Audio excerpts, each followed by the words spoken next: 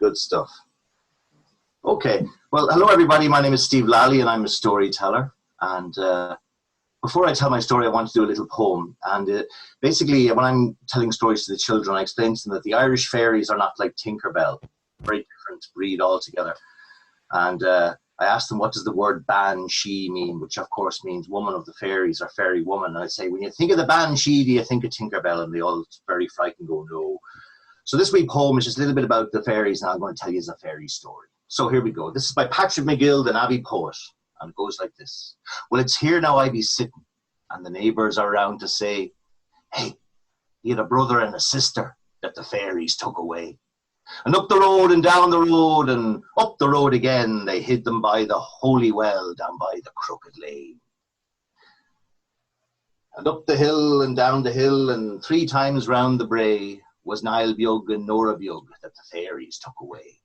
Now the pot is hanging from the crook, and it's talking to itself.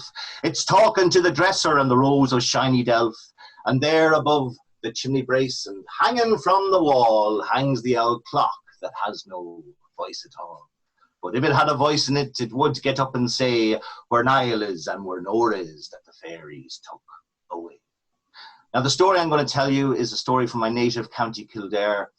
It's about a castle called Rathcoffey Castle, which still stands there. And as a child, I used to look out the window. It's on Rathcoffey Hill, and you could see it and it looked like something from an old Hammer horror movie.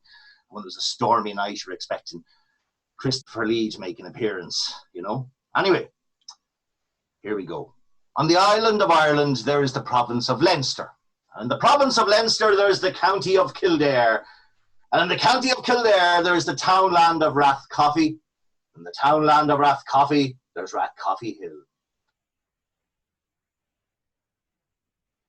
And on top of Rathcoffey Hill stands Rathcoffey Castle, which is now in ruins.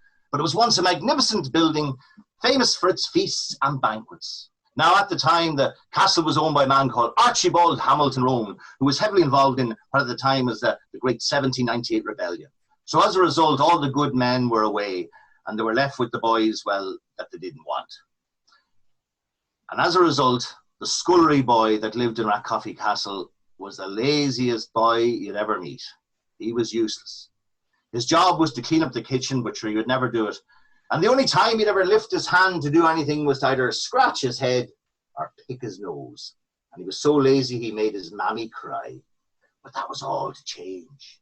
Now what he used to do was, after a great feast, when all the crockery and the cutlery would come into the kitchen, they would pile up to the ceiling. Now, he was supposed to wash it, but he couldn't be bothered. He'd just take a look at it and forget about that. And he'd make himself a little bed beside the fire, using a bit of straw and a few blankets, whatever he could find. Now, not too close, mind you, for health and safety reasons. Now, he didn't have a pillow, and he was too lazy to get himself a pillow, so he used to get the cat that lived in the castle, and his name was Bubbles the cat. And he'd grab poor Bubbles, and Bubbles go, wow! And then he'd sit on the poor Bubbles, and Bubbles go, like that. And then he'd get a big ball of spit, and he'd go, and he'd go, and when it hit the fire, it would go, tss. So there he was, and just before the fire went out with all the spit, he'd fall asleep. Oh, it was lovely. He could smell the turf as it burned in the fire. He could hear the fire as it crackled, and he could feel the warmth of the fire and the flames against his face. It was lovely. I've got you now, you boy! I've got you now! Well, the boy looked up with such a fright that the 2 eyes popped out of his head, rolled across the floor, went up the walls, across the ceiling, and landed in his pockets. And he gingerly put them back into his head again. Hold on, wrong way around. Yeah, now, he looked up, and standing above him was a great horse. A magnificent horse. Oh, yes, the horse looked down at him and curled back, its lips showing big yellow teeth. And the boy says, who are you? And the horse, as any self-respecting horse would do, pulled over a chair, sat down, and crossed his legs. And then he reached through his mane and he pulled out a pipe. He lit the pipe and took a puff on it.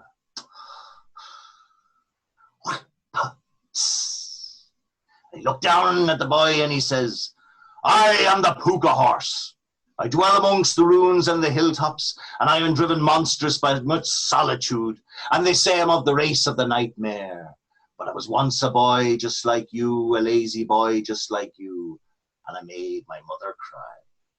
Well, the fairy folk were angry, so they sent a great puka horse who grabbed me by the scruff of the neck, threw me on his back, and he ran with me, and he took me to the north. He dragged me from one end of Loch Nay to the other. I could feel the eels on my face, but I held on. And then he took me to the west, where my teeth chattered as his hooves clattered across the plains of the mighty Burren. And then he took me all the way down to the south, where he ran to the top of Carrantoul, the highest mountain in all of Ireland, and he howled like a mighty wolf. Oh! And finally, he took me to the east, to the pool of Fuca in the county Wicklow, where he dropped me in a hole where I fell for 10 days and 10 nights. When I came out the other end of it, I found myself in the Curragh of Kildare. But I was no longer a boy anymore. I'd been turned into a puka horse. And the curse was upon me that the only way I could be returned to human form was to find a boy or a girl lazier than me. And let me tell you something. I have searched high and low for someone as lazy as you. Oh, by japers, he says, you're the laziest thing I've ever seen. If there was work in the bed, you'd be sleeping on the floor. And sure enough, where did I find you? Sleeping on the floor. The boy says, please, give me a chance. I promise I won't be lazy again. I promise. And the horse looked down at him, curled back the lips, showing those big yellow teeth, and says, we'll see. So the horse put out his pipe, put it back in his mane, got up and opened the door, closed the door behind him, and the boy could hear him gallop across Rathcoffey Hill towards Clongowes Forest. As soon as the horse was gone, the boy jumped up. He grabbed a mop, he started mopping. He grabbed a brush, he started brushing. He grabbed a cloth, he started clothing. He grabbed a squirty thing and he started squirting. And before he knew it, the entire kitchen was spotless. It shone like a new pin. And he did this for quite a while, and the people of Rathcoffey Castle were delighted with him. They were so happy with him, they gave him better wages, better clothes, better quarters to live in, longer holidays. Everything was better. Even his meals were better. But at heart, he was still a lazy boy. And one evening he thought to himself, this old hard work, it's not for me. And anyway, let's be honest. Who's ever heard of a talking horse? It must have been just a bad dream. Aye, that's what happens when you eat a cheese sandwich before you go to bed. So anyway, he didn't make his wee bed beside the fire with the straw and the blankets, and he grabbed poor Bubbles the cat, meow, and put his head in him,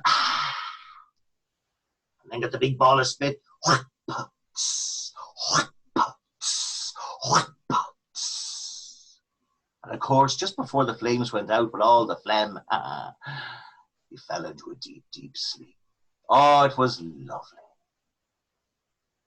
I've got you now, you buyer. I've got you now at last. The boy looked up and there was the puka horse standing above him. But he didn't have a chance to say a single word, and he watched as his hands turned to hooves. He felt a great mane grow out the back of his head and his body covered with hair. And he watched as the puka horse turned back into a boy and run from the castle singing, I'm free at last, I'm free at last. And there now the boy stood there as a puka horse. And Bubbles the cat looked up and he says, well, that's the last time you make a pillow on me, you boy. Hopped on his back and says, hi-ho, Silver, the two went flying out the door. Now, this puka horse, he searched the land high and low, looking for a boy or a girl lazier than him. Until one day he thought to himself, it's not a very nice thing to turn a wee boy or a girl into a big scary puka horse. Maybe there's better things I can do with my time. And of course, long, long ago, horses were very important. For people used them for transport and farming, for pulling their ploughs. And not only that, the puka horse was one of the fairy folk, so he could fly. And he would take children for rides around the moon at night time on his back. And the fairy folk were pleased. They were pleased with the change in him, and they said, right, we'll give him a second chance because everybody deserves a second chance. Well, they turned him into his human form again. But so much time had passed, He was no longer a little boy anymore. No, he'd grown to be a man. And he made a promise that he would go from school to school, library to library, hospitals, you name it, and even go on Zoom, on World Storytelling Day, and warn everybody not to be lazy, because if you are, you just might get a visit from the puka horse. Sinné on scale agus gur a míle maithigod and happy